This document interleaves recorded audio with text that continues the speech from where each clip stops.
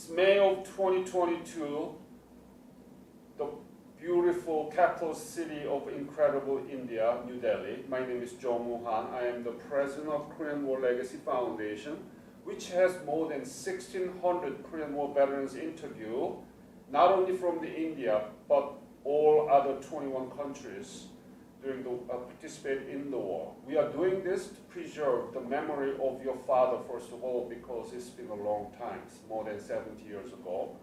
And we want to honor the service of Korean War veterans. But mostly, I think it's very important to keep the legacy of all the Korean War veterans from 22 countries, because we have such a beautiful outcome and beautiful stories coming out of the services provided by the whole soldiers.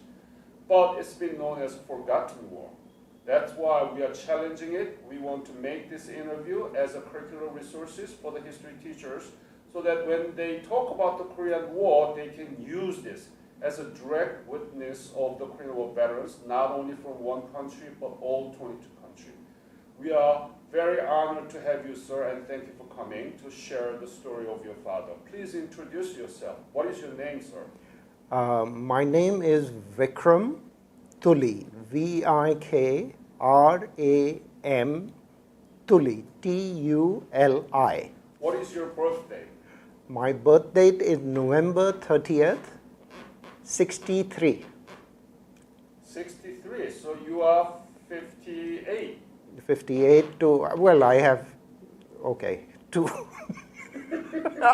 57? 58. Yeah. It's very critical. Yeah. Okay, so where were you born? I was born in Mao. Mao? Yeah, it is where India's military academy is, and I think MHOW. MHOW. MAMHOW. Okay. I think it stood under the British during the Second World War at, that was where the planning was being done for a lot of the British Indian Army. And what are you doing? Well, basically I am looking after my own portfolio in India and overseas. I was a financial advisor in the United States for in excess of 33 years. Oh, you stayed there for 35 years? I stayed in US, yes. I went to US from 1980 onwards. I was there. So what company did you work with? Well, first I worked for Equico Securities, and basically then branched on my own. Your own company? Yes. And then I sold the practice and came back here, and I reinvested the assets. So you are the financier? I am an advisor. Now I give advice to myself. Myself? Yes. To yourself? To myself. That's the best way to live, right? You don't have to work for others, but for yourself. Actually, it's more of a mindset, because once you have a mindset, as an immigrant, you do have that mindset. I look at so many Koreans who have left their country and gone to America. Most of them were not working for Samsung and XYZ. They were entrepreneurs. So an immigrant is an entrepreneur because he leaves back everything, his comfort zone. So it's a completely different calling that from the rank and file. That's an excellent point. There are officially about 1.2 million Korean Americans in the United States. Yeah. Actually, more than 1.2 million Korean people staying there. But yeah, they've been quite successful. They've been very successful. Yeah. And what immigrants we do is that we create our own super networks. Yes. So your physician, doctor is a Korean or an Indian. Your financial advisors are Koreans or Indians. Your architect is a Korean or Indian. Your lawyers are. So our network is extremely strong of an immigrant. Absolutely. The Indian network in the United States is very powerful. Yes. I know for sure. Yes. Yes. So we need to get together and combine this energy. Actually, the best way would be through commerce, food, culture. And what happens is one negative thing, because I was comfortable in the English language because of the Britishers here, Yes. and going to public schools and also being educated for 3.5 years in England. Where did you study? My father was posted there as a lieutenant colonel at School of Infantry, Warminster. It's about 2 hours out of London. So he was a liaison officer. So we were there for 3.5 years. So I went to a school there called Drayton's Public School. And in fact, history, the principal, he was Lord Drayton, was born in India because his forefathers made their wealth in India. So you had a couple of 100-acre estate, which he had converted into a school. Education. Yes. But he himself was born in India. His grandparents served in India, parents like that. So you have a very good educational background. And now, please tell me about your father. Can you tell your father's full name and spell it for the audience, please? Yes. My father's full name is Lieutenant General Lieutenant General Mohan, Mohan, Lal, Lal, Tuli, Tuli. So Lal is the middle name? Yeah, ML Tuli. Mohan Lal Tuli. And he retired in 1984. No, 1985 as the Vice Chief of Indian Army. Vice Chief of Indian Army, yes. He served in Korea under Custodian Force India. He was a young officer with 2nd Para, 1953. 53. And when did he return from Korea? I believe they were there for not more than 7-8 months. Okay. So March, once the prisoner exchange, 20,000 odd prisoners were exchanged, then slowly the 5 battalions moved back. When did he join the Indian Army? My father joined the Indian Army in 1947, Indian Military Academy. Second course, yeah. So your father was there in Korea after the armistice to oversee the repatriation of prisoner of war. Yes. And what was his rank? He was a captain. Captain. Do you remember anything he said about his service there as an officer there? Yes, he had taken a lot of photographs and he was a history buff. In fact, the insignia of the parachute brigade, he designed as a young captain also. He designed it? Yes. It was open for all India competition. So it's Shatrujit, mean killer of enemy. So he designed it in 1953. So he was a history buff. And what his principle regarding the photographs that he took, some which I have with me here, is there was nothing left in the country. He says it was whatever they could see, because their movement was restricted because of President of Rhee felt that India was being partial and More communist the side. communists felt India was being partial. Yeah. So actually India played the impartial and it showed, history showed. And so these 5,300 troops of the Indian Army, whether it was 2nd Para, 5 Rajrif, 3rd Garhwal, 6 Jat, 3rd Dogras. Now remember, these were battle-hardened troops from 1945. The backbone of the British Indian Army, of the British Army, was more than 1 million strong Indian troops. So these were battle-hardened individuals who followed orders. What I remember from my father was saying the lift capability of the Americans was incredible. Their ability as a war machine and the ability to, because the troops were moved from Calcutta. I think they went by helicopter, by these large aeroplanes to Japan.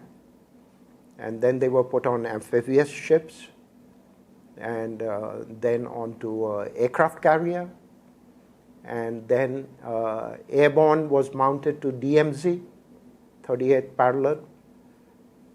So he remembers that. He remembers the devastation.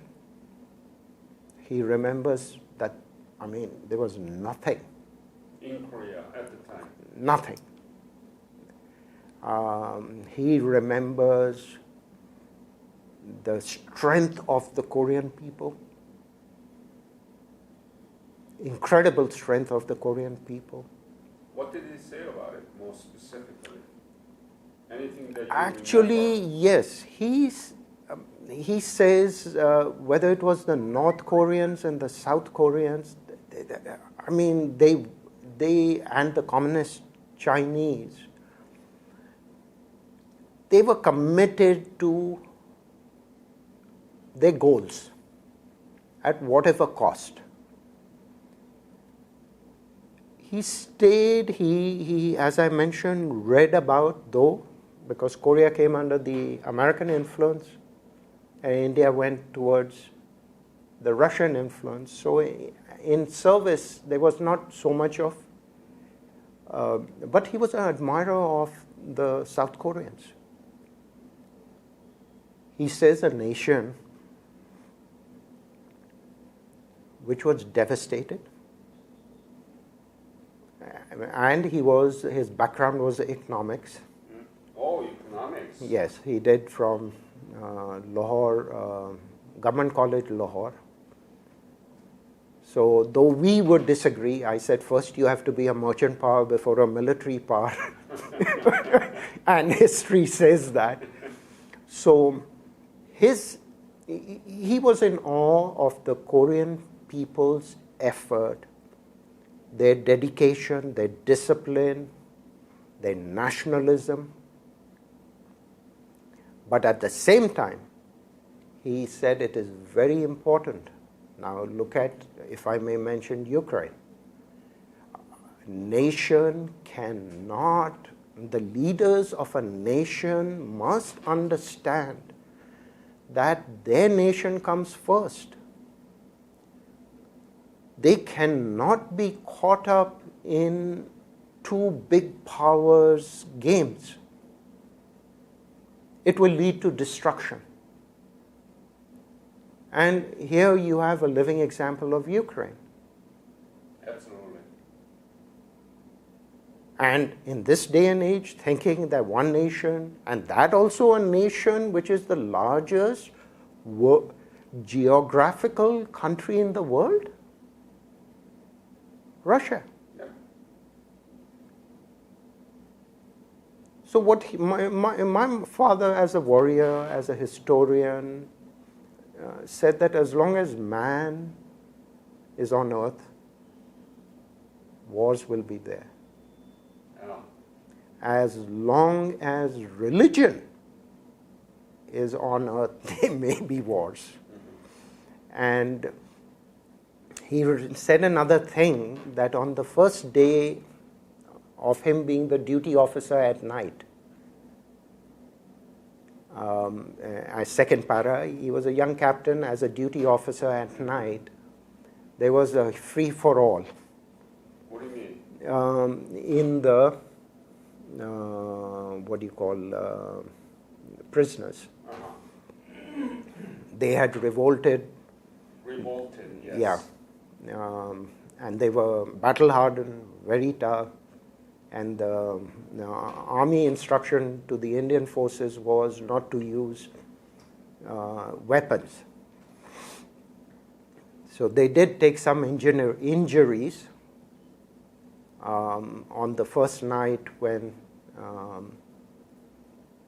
and he felt his career might be over because he was the duty officer in that particular camp when the soldiers, captive, revolted, and incidents happened there.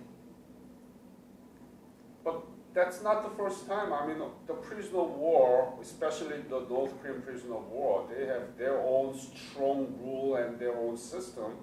They always revolted. It's not just in the Panmunjom area, but in the island, Gojedo, there was a prisoner of war camp there. Always, it's a kind of sanctuary. Nobody actually can interfere with them and nobody knows how many people died inside of the camp. So it's a very scary thing, you know. So that's not the first thing, and your father is not responsible for that. Anyway, so he's in awe of the Korean people, and also because of the Korean Association, Veterans Korean Association, every ambassador, Korean ambassador to India, military attaches, what a phenomenal human work they've done. And now the second generation, individuals like Mr. Anil Malhotra and the association, they're deepening the association, the relationships, and then the visits to South Korea. It's really, my children have visited. that's the peace camp. Peace camp.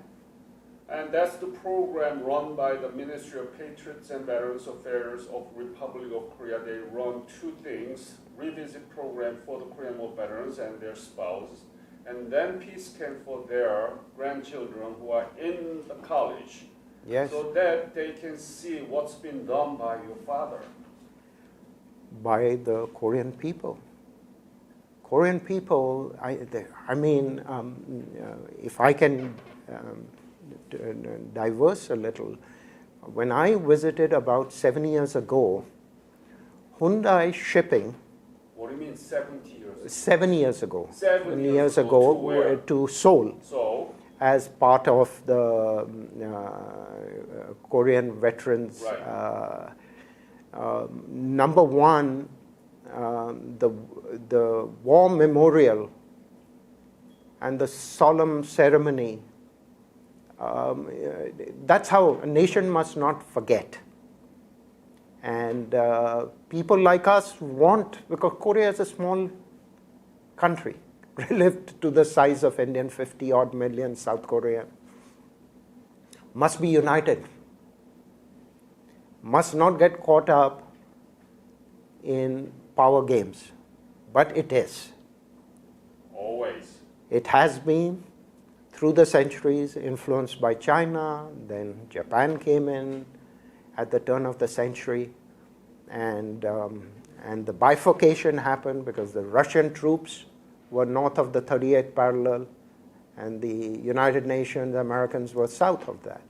So it has got caught up for hundreds of years in this, and despite that, the phenomenal progress, per capita, $40,000 in it. But so I was at the luncheon, which was sponsored by Hyundai Shipping. Hyundai Yeah. Shipping. Yeah. So after luncheon, I asked the gentleman there that could I get a copy of the CD that they had played during the lunchtime. So he said, sure. I said, one thing I'll make sure that it goes to the new PMO's office. That is the Prime Minister's office. In India. In India. So it must have been, I must have been there 2014 or 15 in that time. 2015. Yeah. So they kindly gave me the same CD. I wrote a note and physically delivered it to South Block that a nation which doesn't have iron ore, nation doesn't have coal, nation has no natural resources, is about the 10th or 12th tonnage of the world shipping is being manufactured there. We have to be associated with these manufacturing companies. And guess what? Within few days, I got an email from the PMO's office thanking that with a case number saying it's been sent to the shipping of Government of India. And I think it's a very good thing that Captain Choi is here now. Just like Vajra, the 155 millimeter howitzers, which has come through Korea. So I think there's so much of opportunity on it. But what I would also suggest is, this is what I would suggest to the Indian population in America. In America. In America, where I lived. Yeah. It is very important not to insulate yourself totally. Don't create a little India. Mm-hmm. You must reach out to the local population, and it must not come about with the second, third generation only. Right. So what I would suggest to the 10,000 odd Korean population in India is, one, number of more students must come here and study. We must have student exchange. Number two, more companies must come to India. Also in manufacturing of chips. I think Samsung is looking into it. And why can't there be 1 million strong Koreans in India? Absolutely. And vice versa. But we need to build the foundation based on the fundamental contribution made by the Indian soldiers during the Korean War, and we haven't done that. That's why we are doing this.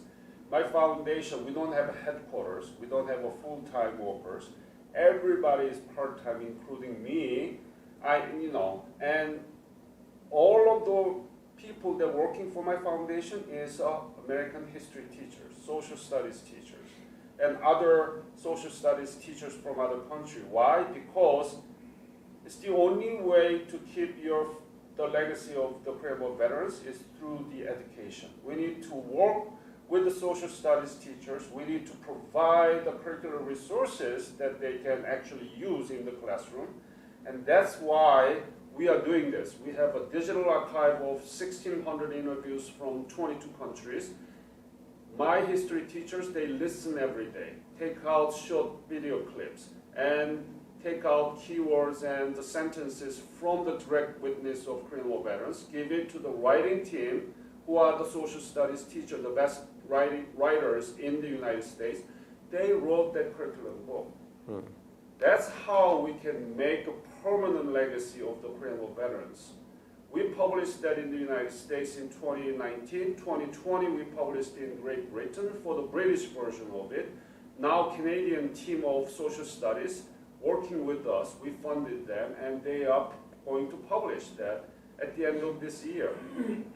And I want to have an Indian version of it based on this interview and other 2 Korean War veterans that I did here, so that we can actually remind our younger generation about the fundamental relationship between India and Korea. And now you're talking about we need to do more economically, educationally, right? Yes. Now look at it. You're one of the few nations which spends about 5% of GDP in education. So if the education is English-based, then it allows students to come from all over the world. So there's a huge expansion that can be done in South Korea. I remember, I wasn't back here, but must have been here during your annual day. And so we were kindly invited also. So I had spoken to the serving ambassador at that time that food, music, now you have your hip hops. I don't follow that, but my kids do. I don't either, but yes. My children, my son is in Atlanta, US daughter is in London. But guess what? Either because of their trip to Korea as youngsters, they follow this hip hop youngsters. BTS? Yes, whatever, yes. You could be their general manager on it.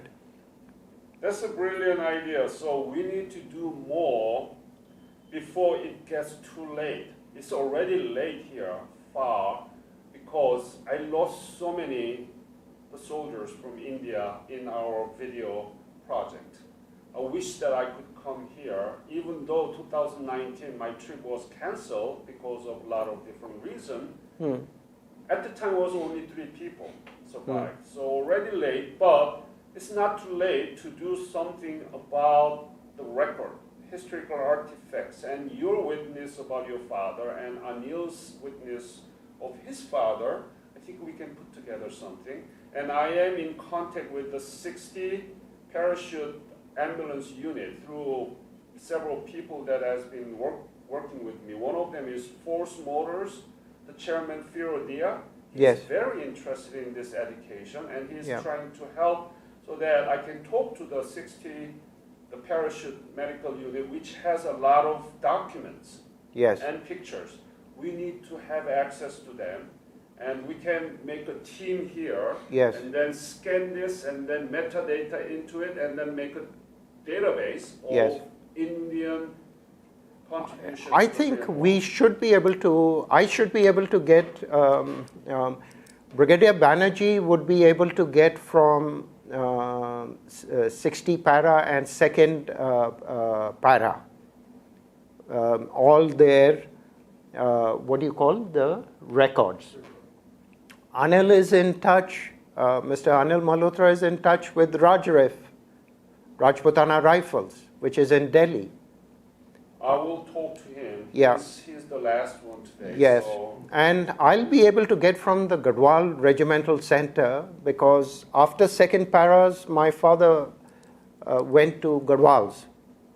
So you had 3rd Garhwal. 3rd Garhwal? You there? No, 3rd Garhwal was in Korea. Custodian force.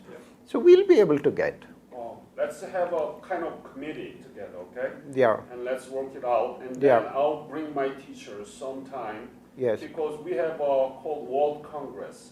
We want to host that World Congress, inviting teachers from 22 countries, including India, somewhere in India soon, okay?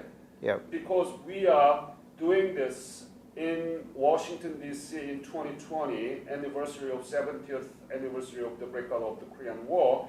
And then we are planning to have it take turn in other countries, going to London, going to Copenhagen and Manila, so that we can take turn and teachers interested in coming to other country. That's how I wanted to boost this educational focus on the legacy of the Korean War. Yes. But we need Indian case, okay? So let's have Yeah. a committee. I'll bring my team, and then we can work together, sir. In fact, I can also try to get from the Ministry External Affairs, because what happened is people are not aware of the fact to that extent. Remember, it was Indian blood which was being spilled. World War I, World War II. You talk about the British sacrifice, but the largest component was the Indian soldier. Yeah. So when 47 came, the Prime Minister, independence of India came. Yeah. After all, for each gentleman who was killed, soldier which was killed, how many were wounded? So those stories filtered into the villages of India. So when, after 150 years of colonial ruling, you had a system of non-alignment. Non-alignment. And the ambassador to the United Nations, Ambassador Menon, was responsible, where there was to try to bring a closure to the Korean War. And just now, once you cannot, even in the Ukraine, you can blame Russia. I come with bias.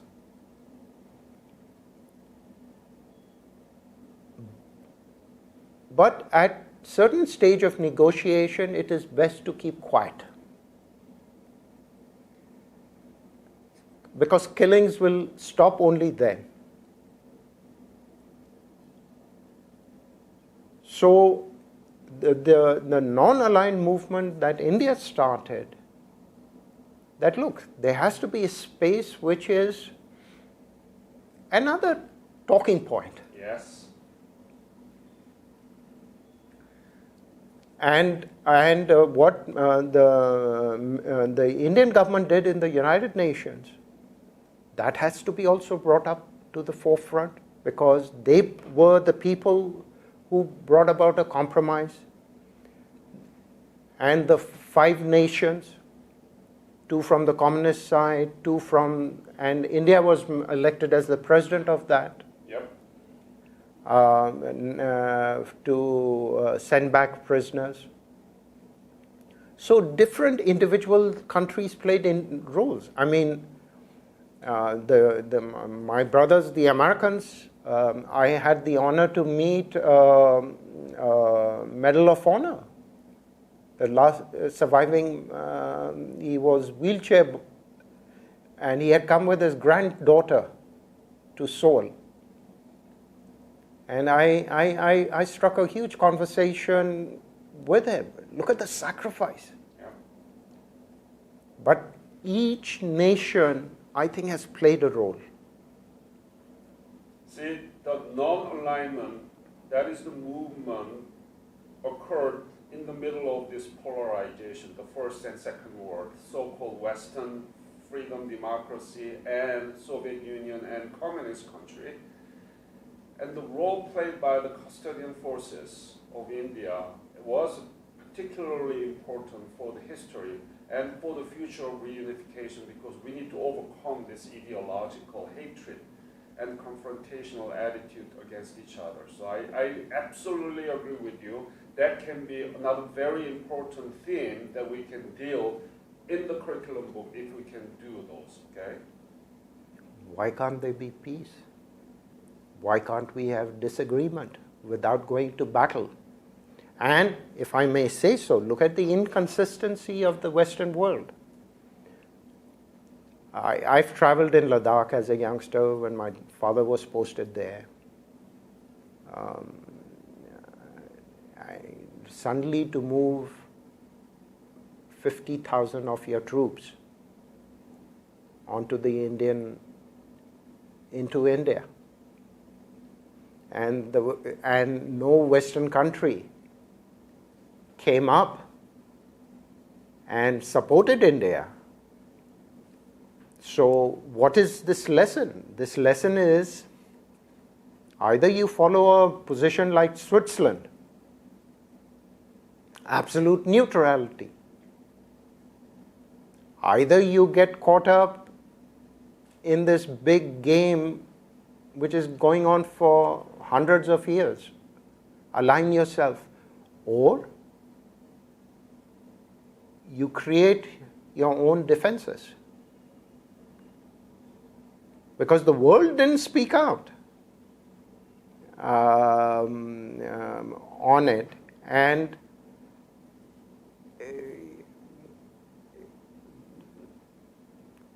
yes. So the non-alignment is particularly the contribution made the Indian perspective, and that's why the First Republic's President Syngman Rhee didn't like it. And that's how you've been lifted to the Panmunjom by the American airplane. Yes. Sir, can I call you Vikram? Vikram, yes, sir. Vikram. This is an amazing story, and we need to work together to settle down with the contribution made by the Indian forces in the Korean War. Any other story that your father told you so that you remember about his experience as a Korean War veteran? He just felt that it was brutal. The brutality and the suffering for ideology. That was it. It is an extension of individual ego. That's all it is.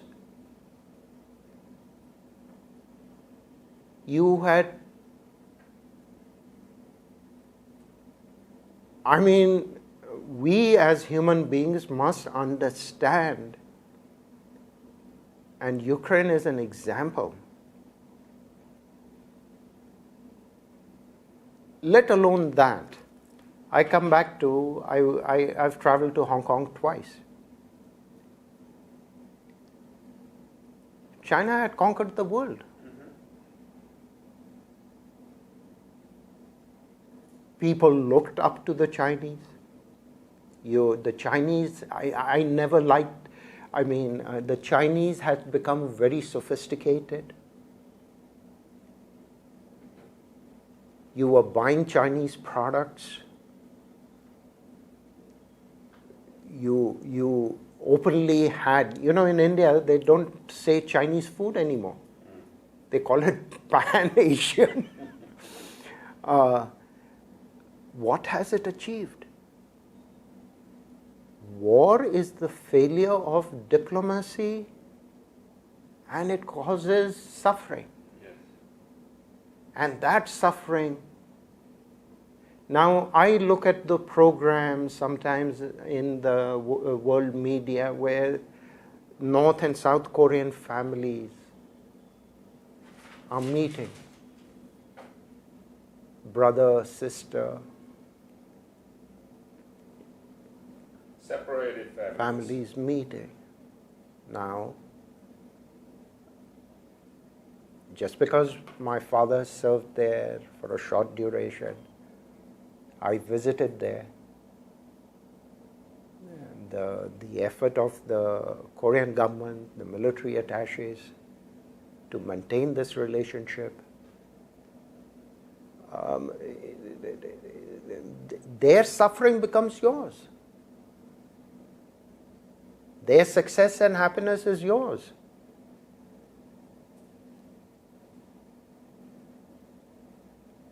And ultimately, there's a commercial link to it. Yeah. Psychologically, you then get swayed towards, let me buy an LG, Samsung, a Hyundai. If you go to an Indian household, My wife's car is a Hyundai. You have LG ACs or Frigidaires. So, in fact, these commercial entities can easily work to strengthen the ties. And I would suggest another thing. America conquered the world through Hollywood, John Wayne and this thing, and food. McDonald's. You're traveling anywhere, or Pizza Hut, or Coke, Pepsi. So food has a very major role. So what I would also suggest to the South Korean government, just like you have a center, open a Korean restaurant there. You'll get footfall. People will understand the culture. Then you will have that visits tourism, and the world will be a better place. Confrontation, conflict, at the end of the day, you have to talk. But look at the anger, the hatred. For the American families, the 20-odd other countries who lost their family members in a far-off land. It takes generation for that to heal. But commerce, economic activity, friendship, media, I think it's very important that we have forces for peace. Non-violence. Non-violence. So that's the kind of, I've been exposed to some of Indian faith and belief system. One of them is Jainism, and they talking about non-violence, and they believe that trade, commerce, can be the main tool to promote the peace and non-violence. It's very similar to what you are saying. It is, but now this Ukraine-Russia, or what China did in Ladakh, or what China wants to do in Taiwan, just take it to the next step. You are causing misery. And which religion, whether it is Christianity, Buddhism, Hinduism, Jainism, Sikhism, Islam, it's basically love thy neighbor. And I'll say this, I was looking forward to visiting China. Now I will never go. I would not go. Why? If somebody brings something to me made in China, I will not consume it. Why not? Aggression in 21st century must not. It is a...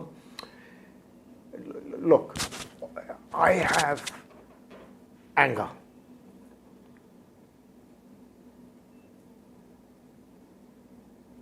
I must know how to control it. I must develop compassion. I must develop compassion of everything. This thing is living. For a Hindu, everything is living. And this is the Prime Minister's. Just imagine, look at the amount of COVID injections we've provided all over the world. Food we are providing. During this time, 800 million Indians were provided basic grades, free of cost. So I think teaching, influencing children, influencing college, we have to start a movement which is, we are one. You know, a flower movement, like that we are one. Then if India suffers, world suffers. If Ukraine suffers, world suffers. Because it's all connected. Interlinked, yeah. So, Vikram, this is very different kind of interviews that I've been had from others.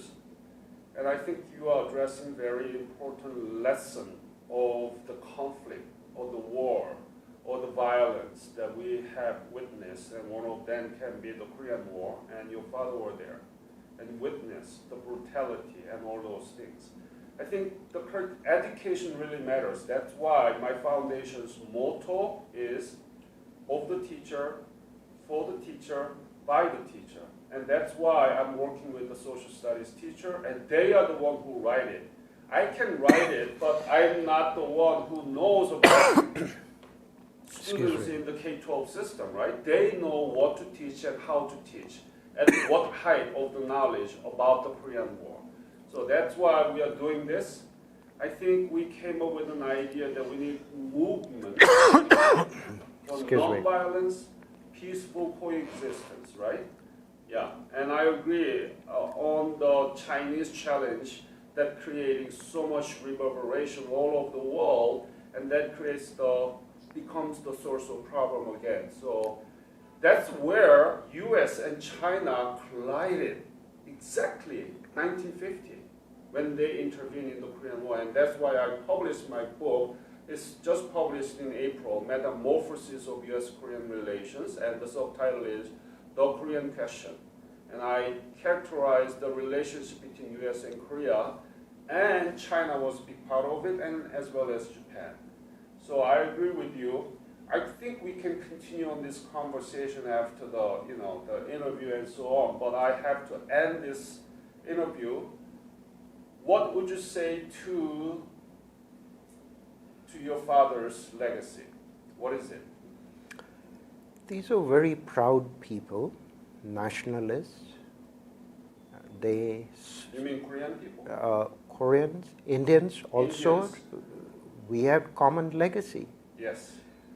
You had influence of Chinese domination from after World War I, 1919. You had at times a brutal occupation of the Japanese.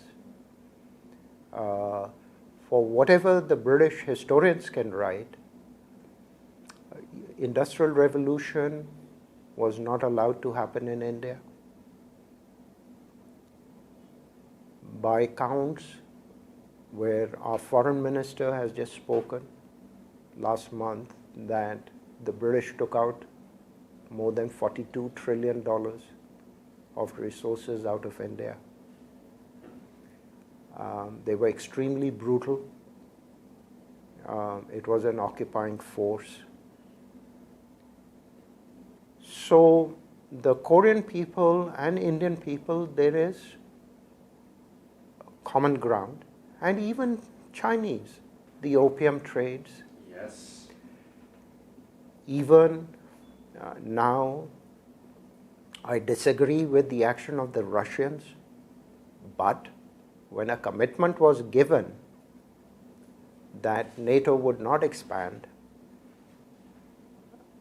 you have to listen to the other side, which is hurting. This could have been avoided. That's what my Shao, the professor in the United States, is saying. They're provoked by the United States to introduce these former Eastern European countries as a part of NATO, and Russians feels that we are exposed to the threat.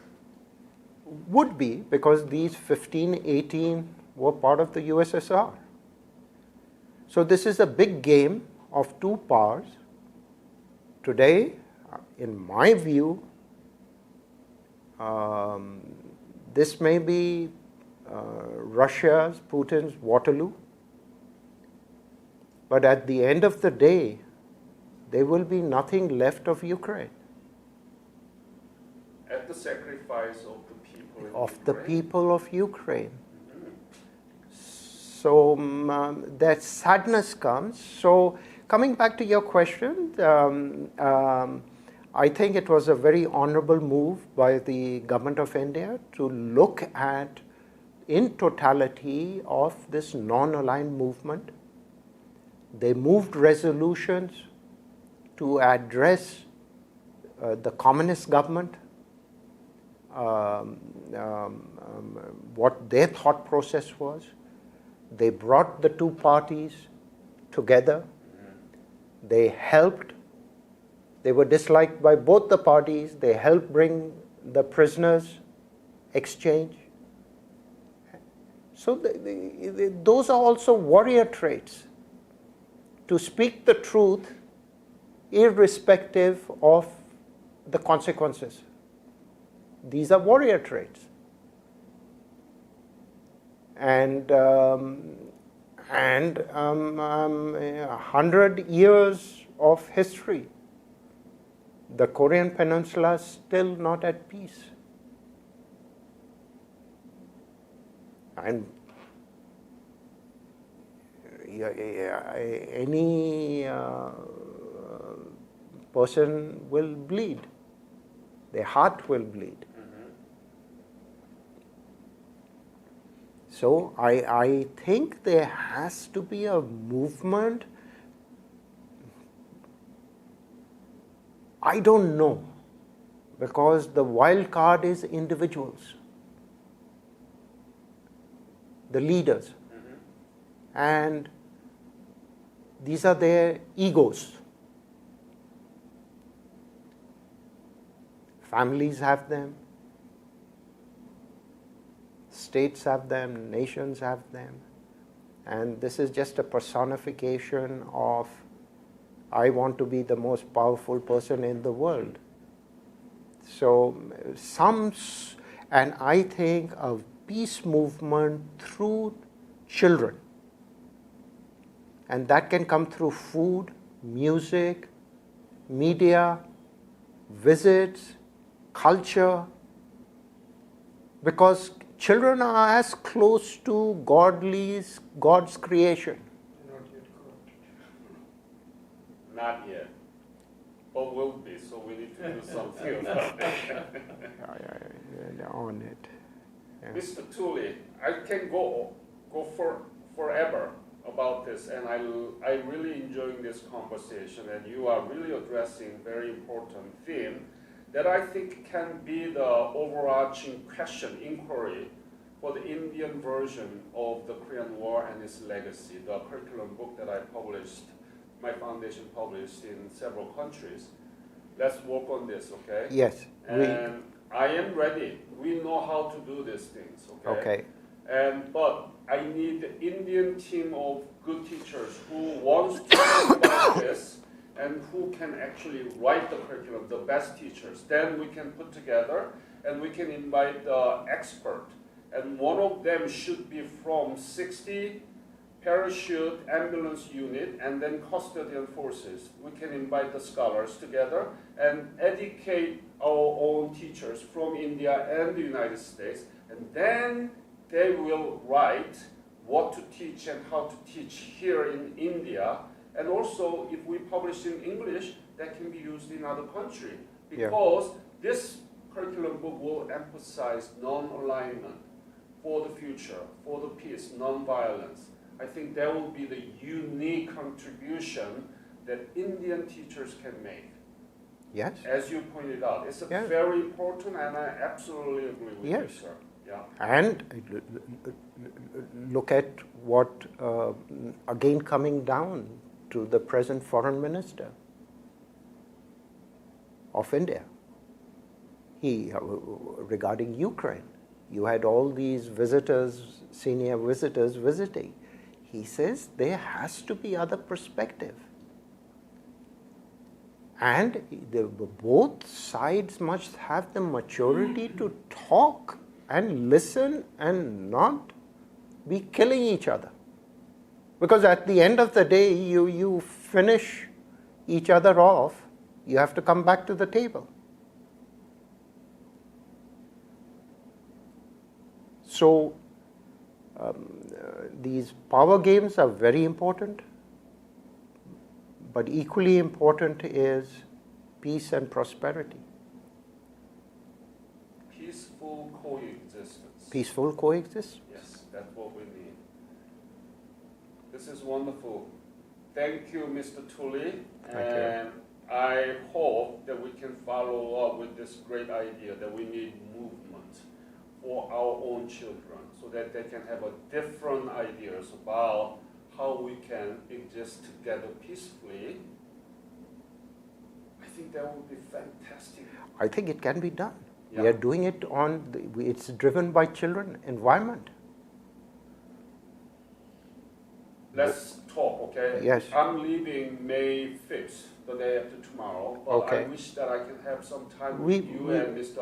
Malhotra so Yeah. that we can come up with the idea of commission or committee. Yes, okay? yes, Yeah. yeah. Oh, this is going to be amazing. Yeah, we can get together at Delhi Gym or Anil. In Sure. the evening, we can Yeah. have drinks at dinner or something like that. Yes. Yes. I'll So- make myself available and Yeah. I'll join you for the... So let's do it for tomorrow, Yes, let's do Anand? that. Tomorrow's what? Wednesday. Tomorrow is the 4th. Oh. Where do we do We can meet at Delhi Gymkhana, which is right here next to the Prime Minister's house. Huh? So we can have early dinner. Yeah, let's do it. Yeah. Okay, We but have I to want to end this.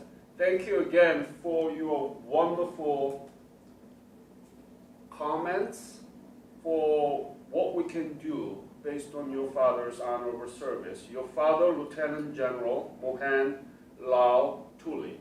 I want to thank for his contribution, for the repatriation.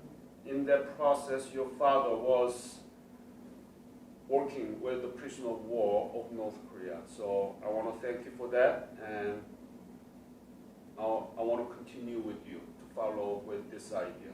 Thank Okay. you, sir. Thank you. Thank you.